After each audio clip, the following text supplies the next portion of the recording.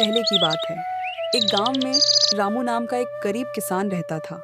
उसका बहुत छोटा सा परिवार था। उसके परिवार में एकमात्र उसकी बेटी थी जिसका नाम लाली था। रामू ने बहुत ही शौक से लाली को शहर में पढ़ने के लिए भेजा था। रामू की बेटी लाली बहुत ही गुणवान और होशियार थी। उसी गांव में भैरव सिंह नाम का एक लालची और बेईमान जमींदार रहता था। वह अपनी जमीन गरीब किसानों को ठेके पर देता था और उस जमीन के बदले वह गरीब किसान से बहुत ज्यादा कर वसूलता था। जमींदार भैरव सिंह बहुत ही ज्यादा लालची था। वो गरीब किसानों को बहला फुसलाकर पहले तो अपनी जमीन ठेके पर देता और बाद में किसानों से ही शर्त रख देता था। इन गरीब किसानों की भी क्या जिंदगी है। बस 2 वक्त की रोटी के लिए दिन भर काम करते रहते हैं और पूरी जिंदगी 2 वक्त की रोटी के लिए तरसते रहते हैं। और मुझे देखो, मैं बस इन्हें आदेश देता हूं और समय आने पर सारी फसल हमारे गोदामों में भर जाती है और ये गरीब किसान हमारे आगे जी हुजूरी करते रहते हैं और हमारा सारा काम करते रहते हैं। इसे कहते हैं दिमाग। हो तो भैरव सिंह के जैसा, वरना ना हो।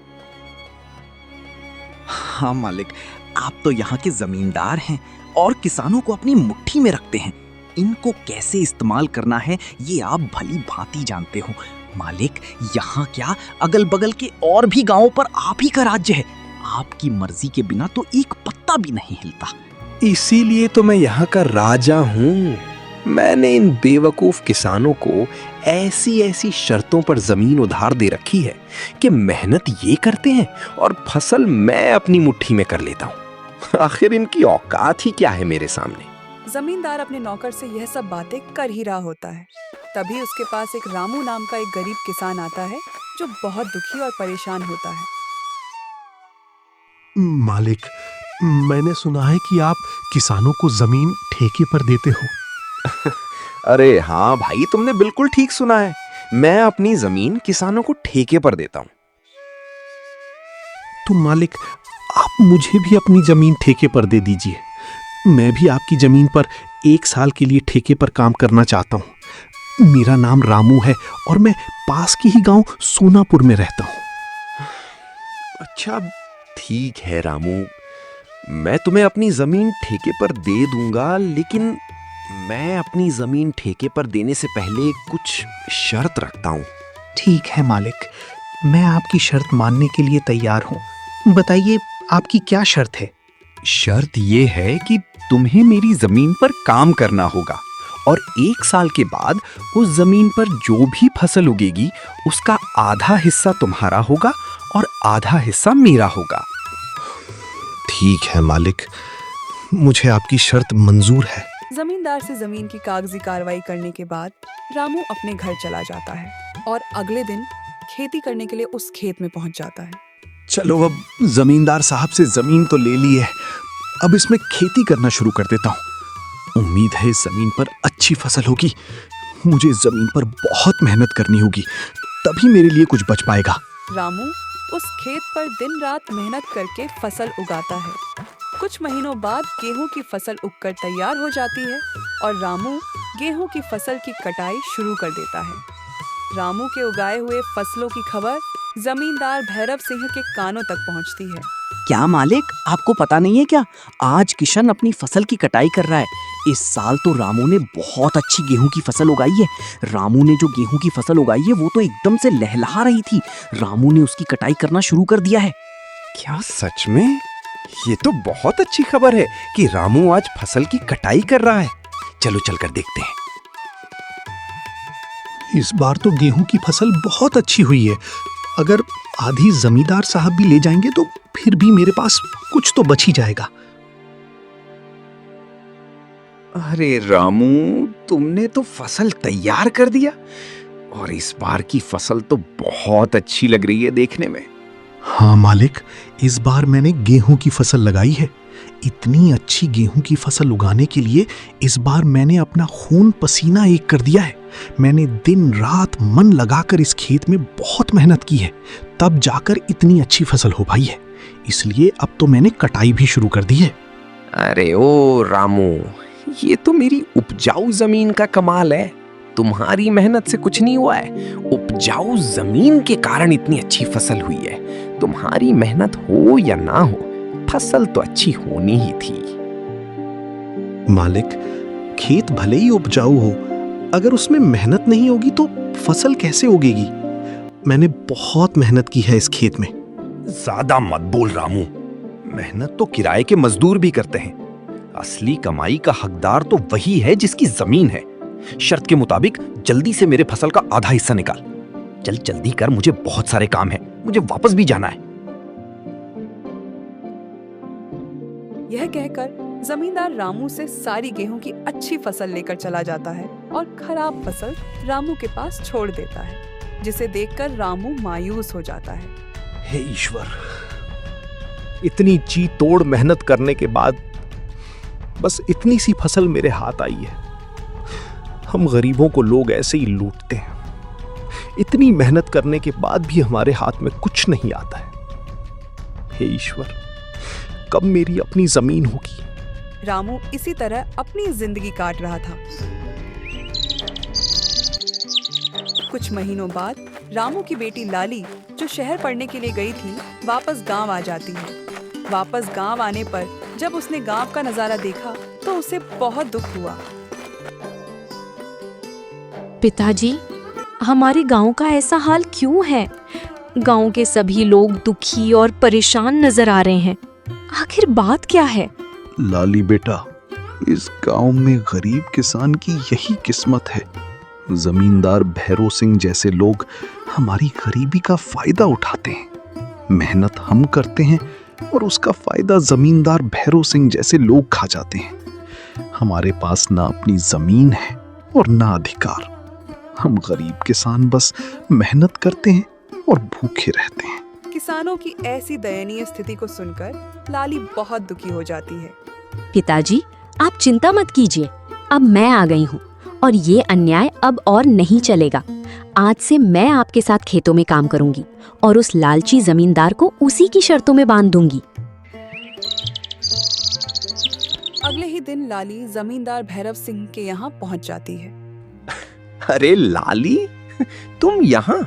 कहो क्या बात है? मुझे ठेके पर कुछ जमीन चाहिए। तुम तो एक लड़की हो, अब तुम खेती करोगी? अरे तुम अभी बच्ची हो, तुम्हारे अंदर इतना दम नहीं है। तुम पढ़ी लिखी लड़की हो, खेती नहीं कर पाओगी। नहीं मालिक, ऐसा मत बोलिए। भले ही मैं पढ़ी लिखी हूँ, मगर हूँ तो एक किसान की बेटी ही ना। खेती करना मुझे अच्छी तरह से आता है। अच्छा चलो ठीक है, तुम्हारी बात मैं मान लेता हूँ। वैसे भी काम का क्या रह गया है? पढ़ लिख कर तो सभी ऐसे ही बेरोजगार घूम रहे हैं। आपका बहुत बहुत धन्यवाद मालिक। अरे धन्यवाद बाद में दे देना, पहले मेरे नियम और शर्तों को सुन लो। आपकी क्या शर्त है मालिक, बताइए। ये तो बच्ची है, इस बार कुछ ऐसी शर्त बता देता हूँ जिससे इसकी सारी फसल मेरी हो जाएगी। वैसे भी इसके पिता रामू हर साल गेहूं ही लगाते हैं, तो ये भी गेहूं ही लगाएगी। अच्छा लाली सुनो, तुम जो भी फसल लगाओगी उसका आधा हिस्सा मैं रखूंगा और आधा हिस्सा तुम रखोगी, लेकिन ऊपर का हिस्सा मैं रखूंगा और नीचे का हिस्सा तुम रखोगी। अगर तुम्हें मेरी ये शर्त मंजूर है तो बोलो। ठीक है मालिक, मुझे आपकी शर्त मंजूर है, ऐसा ही होगा। अगले दिन से लाली अपने पिता के साथ खेतों पर काम करना शुरू कर देती है। लाली ने इस बार धान की बजाय आलू की फसल लगाई और कुछ महीने बाद फसल तैयार हो गई। आलू की फसल इस बार बहुत अच्छी हुई थी। अब लाली और उसके पिता दोनों खेत से आलू की फसल निकालने लग जाते हैं। फसल की खबर मिलते ही जमींदार भैरव सिंह लाली के पास आता है। अरे लाली, शर्त तो याद है ना तुम्हें? हाँ हाँ मालिक, मुझे सब कुछ याद है। आधा आपका और आधा मेरा। और आपने कहा था कि ऊपर का हिस्सा आपका होगा और नीचे वाला हिस्सा मेरा होगा। देखिए मालिक, इसने तो चालाकी कर दी। ये धान की फसल नहीं है, ये तो आलू की फसल है। अरे ये क्या लाली, इस बार तुमने आलू लगाया है? ये तो आप ही की शर्त थी मालिक, और आपने ही शर्त बताई थी, और अब आप ही शर्त मानने को तैयार नहीं हैं। अरे लेकिन मैं इस घास फूस को लेकर क्या करूंगा, जबकि सारे आलू तो तुम ले रही हो। मालिक, मैं कुछ नहीं जानती, आप अपना ऊपर वाला हिस्सा ले जाइए। इस तरह अपनी चालाकी दिखाते हुए लाली ने बेईमान जमींदार को मुंह तोड़ जवाब दिया और सभी आलू लेकर घर आ गई और घास फूस जमींदार के हिस्से छोड़ आई। मालिक, पूरे गांव में आज तक किसी ने भी आपसे चालाकी दिखाने की हिम्मत नहीं की, और ये रामू की बेटी लाली इतनी आसानी से आपको बेवकूफ बना गई। अरे ये रामू की बेटी मुझे क्या बेवकूफ बनाएगी? आने दो, इसे अगली बार ऐसा सबक सिखाऊंगा कि मुझसे उलझने की कोशिश नहीं करेगी। कुछ दिनों के बाद लाली दोबारा जमींदार के घर जाती है। कैसे हैं मालिक? अरे लाली, फिर से तुम? कहो क्या चाहिए तुम्हें? आपकी जमीन ठेके पर चाहिए थी। ठीक है, मैं तुम्हें अपनी जमीन ठेके पर दे दूंगा, पर मेरी इस बार की शर्त भी कान खोलकर सुन लो लड़की। इस बार तुम्हारी कोई चालाकी नहीं चलेगी। लड़की, इस बार नीचे का हिस्सा मैं लूंगा और ऊपर का हिस्सा तुम्हारा होगा। क्या तुम्हें मेरी ये शर्त मंजूर है? मालिक, मुझे आपकी शर्त मंजूर है। मालिक, इस बार फसल के ऊपर का भाग मेरा ही होगा। इस तरह लाली जमींदार से बात करने के बाद घर आ जाती है। इस बार भी लाली दोबारा खेती करने की तैयारी में जुट जाती है। लाली इस बार गेहूं की फसल लगाती है। कुछ दिनों बाद गेहूं की फसल काफी अच्छी उगाती है। अरे वाह, इस बार तो गेहूं की फसल खूब अच्छी दिख रही है। मजा आ गया। आने दो उस बेईमान जमींदार को, तब उसे मजा चखाती हूँ। कुछ दिनों के बाद जमींदार लाली के पास आता है। जैसे ही जमींदार लाली के खेत के पास पहुंचा तो गेहूं की फसल देखकर उसका तो दिमाग ही चकरा गया। अरे ये क्या, इस लाली ने तो इस बार गेहूं की फसल लगा दी है। ये लड़की तो जितना मैं सोच रहा था उससे कहीं होशियार निकली। प्रणाम मालिक, कैसे हैं? आप ठीक तो है ना? देखिए मालिक, इस बार मैंने गेहूं की फसल लगाई है और आपकी शर्त के अनुसार फसल के ऊपर का हिस्सा मेरा होगा और नीचे का हिस्सा आपका होगा। इस तरह अपनी चतुराई से लाली ने दोबारा जमींदार भैरव सिंह को मूर्ख बना दिया और जमींदार एक बार फिर से धोखा खाकर गुस्से से तिलमिला गया। अरे मालिक, उस बिद्दी सी लड़की का दिमाग तो देखिए। आप जैसे इतने बड़े चालबाज जमींदार को उसने फिर से मूर्ख बना दिया। तुम सही कह रहे हो मंगरू, मैं तो उसे बच्ची ही समझ रहा था और उस बच्ची ने मुझे फिर से मूर्ख बना दिया। अगली बार उसे आने दो, फिर उसे बताता हूँ कि जमींदार भैरव सिंह क्या चीज है। लाली ने गेहूं की फसल की कटाई की और सारी फसल अपने घर ले आई और उस फसल का कुछ हिस्सा लाली ने गांव के जरूरतमंद लोगों में बांट दिया। लाली और रामू दोनों बहुत ही खुश थे। कुछ दिनों बाद फिर से फसल उगाने का समय आ गया। चलो उस लालची जमींदार से आज फिर से मुलाकात करती हूँ और उससे ठेके पर जमीन लेकर फिर से फसल उगाती हूँ और देखती हूँ कि इस बार वो जमींदार शर्त में अपना कौन सा खुराफाती दिमाग लगाता है। यह सोचकर लाली ठेके पर जमीन के लिए उस जमींदार के पास फिर से जाती है। अच्छा, तो तुम मुझसे मिलने के लिए फिर से आ गई। देखो लड़की, तुम मुझसे ज्यादा होशियार बनने की कोशिश मत करना।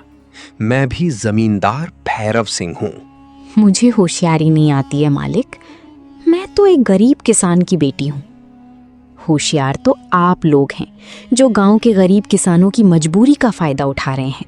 अपनी जबान पर काबू रखो लाली, ये तुम क्या बोले जा रही हो? जिस काम के लिए आई हो वो बात करो, यहाँ ज्यादा ज्ञान बांटने की जरूरत नहीं है। ठीक है मालिक, चलिए काम की बात करते हैं। मुझे इस बार भी आपकी जमीन ठेके पर चाहिए। बताइए मालिक, इस बार आपकी क्या शर्त है? हाँ, शर्त तो है। तू खुद को बड़ा होशियार समझती है ना लड़की। इस बार फसल का ऊपर का और नीचे का हिस्सा मेरा होगा और बीच का हिस्सा तेरा होगा। अब बोल, क्या तुम्हें मेरी ये शर्त मंजूर है? बिल्कुल मंजूर है मालिक, जैसा आप कहें। अच्छा ठीक है मालिक, तो अब मैं चलती हूँ, मुझे फसल उगाने की तैयारी भी करनी है। लालची जमींदार की बात मानकर लाली अपने घर चली जाती है और वह फिर से फसल उगाने की तैयारी में लग जाती है और इस बार वो गन्ने की फसल लगाती है। लाली बेटा, इस बार तुमने खेत में कौन सी फसल लगाई है? पिताजी, इस बार मैंने गन्ने की फसल लगाई है। फसल काफी अच्छी हुई है। इस बार भी आमदनी अच्छी होगी पिताजी। ये तो बहुत अच्छी बात है बेटा, तुम बस ऐसे ही मेहनत करती रहो। कुछ महीनों बाद लालची जमींदार और उसका नौकर दोनों लाली के पास आते हैं। मालिक, इस बार तो लाली का दिमाग ही चकराने वाला है। इस बार तो आपने शर्त ही ऐसी रखी है, ऊपर का हिस्सा आपका और नीचे का भी हिस्सा आपका। तुमने बिल्कुल सही कहा मंगरू। इस बार मैंने अपने दिमाग का 100% उपयोग करके ब्रह्मास्त्र छोड़ा है। मैं भी अब देखता हूँ वो किसान की बेटी लाली कैसे बचती है। इस तरह दोनों बातें करते हुए खेत के पास पहुंच जाते हैं और जैसे ही वो खेत के पास पहुंचते हैं तो देखते हैं कि इस बार लाली ने गन्ने की खेती की है।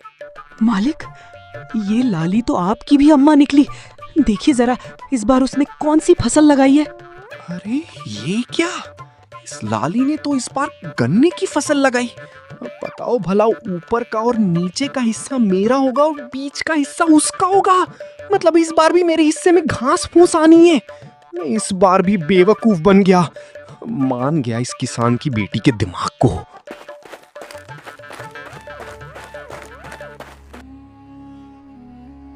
अरे मालिक, आप आइए आइए, कैसे हैं आप दोनों? आपस में क्या खुसुर फुसुर कर रहे हैं?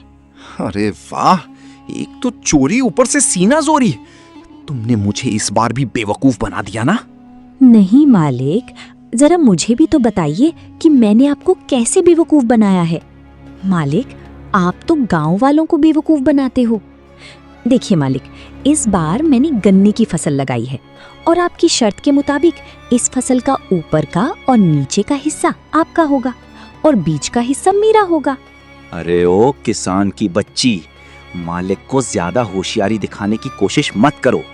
बेईमानी और मक्कारी में ये सबके बाप हैं बाप। ये खेत भी हमारा है और इसमें लगी फसल भी हमारी है। अरे ओ मंगरू, बस कर, ज्यादा चिल्लाने की जरूरत नहीं। शायद ये हमारी ही करनी का फल है। हमने गांव के भोले भाले किसानों को बहुत ठगा है और आज पहली बार किसी ने हमें ठगा है। इस लड़की ने हमारी आंखें खोल दी हैं। अब मैं समझ चुका हूं कि बेईमानी का फल हमेशा बेईमानी ही मिलता है। इसलिए आज के बाद मैं किसी भी किसान को परेशान नहीं करूंगा और सभी किसानों को उनकी मेहनत का बराबर का हक दूंगा। जितनी भी किसानों की जमीन मेरे पास गिरवी है, मैं उनको सारे कागज वापस कर दूंगा और कभी भी उनकी गरीबी और लाचारी का फायदा नहीं उठाऊंगा। मालिक, आपने तो ये बहुत अच्छी बात कही है। एक किसान दिन रात मेहनत करता है अपने परिवार के लिए, मगर ना ही कभी वो अच्छे कपड़े पहनता है और ना ही कभी वो अच्छा खाना खा पाता है। अपने परिवार का पेट भरने के लिए वो दिन रात अपना पेट जलाकर खेतों में मेहनत करता है। ऐसे में इन गरीब किसानों के साथ बेईमानी करना और उन्हें तकलीफ देना अच्छी बात नहीं है। इसलिए इनका हक तो इन्हें मिलना ही चाहिए। आप इनको इनकी जमीन वापस लौटा दीजिए मालिक, और अभी भी समय है, सच्चाई के रास्ते पर आ जाइए, नहीं तो आपको इससे भी बड़ा नुकसान झेलना पड़ सकता है। इस तरह लाली अपनी मेहनत और होशियारी से लालची जमींदार को सच्चाई के रास्ते पर वापस ले आती है। जमींदार भैरव सिंह ने वहाँ के किसानों की जमीन और उनका पैसा उनको वापस कर दिया। उस दिन के बाद वहाँ के किसान खुशी खुशी रहने लगे और किसी भी जमींदार ने किसी भी किसान का हक नहीं मारा।